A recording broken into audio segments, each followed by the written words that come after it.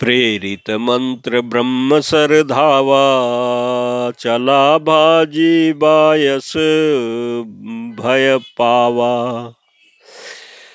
धरि निज रूप गयऊं पितु पाही, राम विमुख राखा तेहि नाही।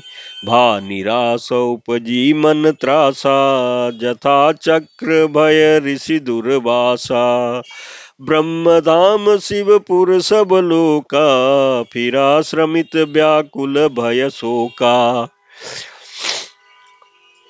काहू बैठन कहा न ओही, राखी को सकई राम कर द्रोही।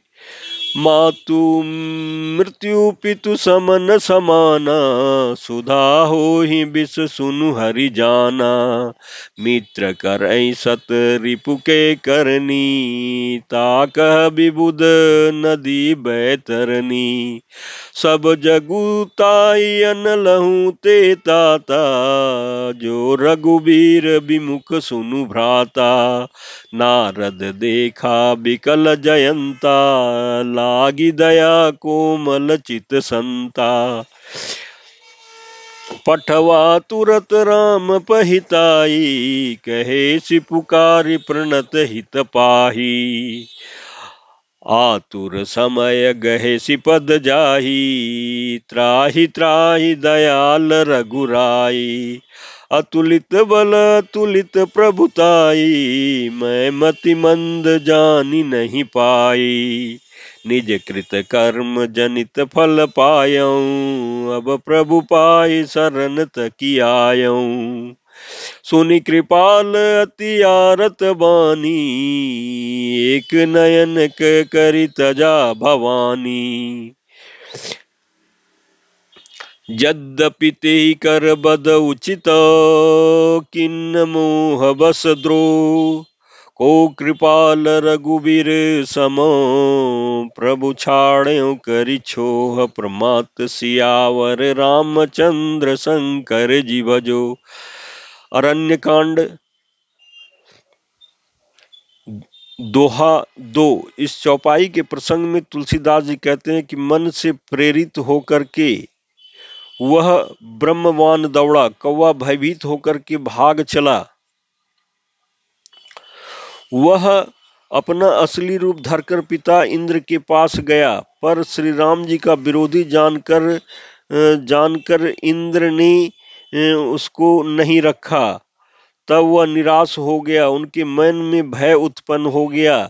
जैसे दुर्वासा ऋषि को चक्र से भय हुआ था, वह ब्रह्मलोक शिवलोक आदि समस्त लोकों में थका हुआ और भय शोक से व्याकुल होकर के भागता फिरा, पर रखना तो दूर रहा, किसी ने उसे बैठने तक के लिए नहीं कहा। श्री राम जी के द्रोही को कौन रख सकता है। काकभूषुंडी जी कहते हैं कि हे गरुड़ सुनिए, उसके लिए माता मृत्यु के समान, पिता यमराज के समान और अमृत विष के समान हो जाता है।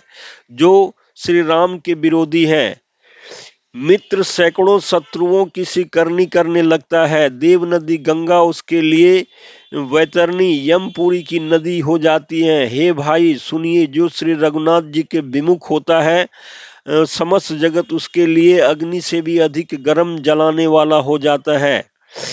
नारद जी ने जयंत को व्याकुल देखा तो उन्हें दया आ गई, क्योंकि संतों का चित्त बड़ा कोमल होता है। उन्होंने उसे समझाकर तुरंत श्री राम जी के पास भेज दिया।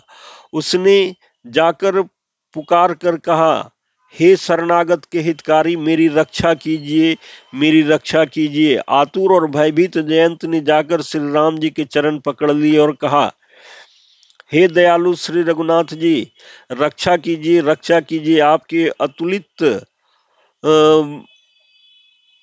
अतुलित बल और आपकी अतुलित प्रभुता सामर्थ्य को मैं मंद बुद्धि जान नहीं पाया था।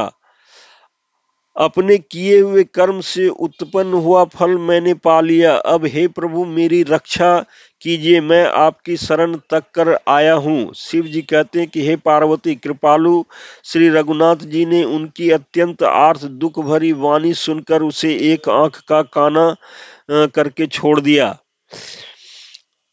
उसने मोहवश द्रोह किया था, इसलिए यद्यपि उसका वध ही उचित था, पर प्रभु ने कृपा करके उसे छोड़ दिया। श्री राम जी के समान कृपालु और कौन होगा।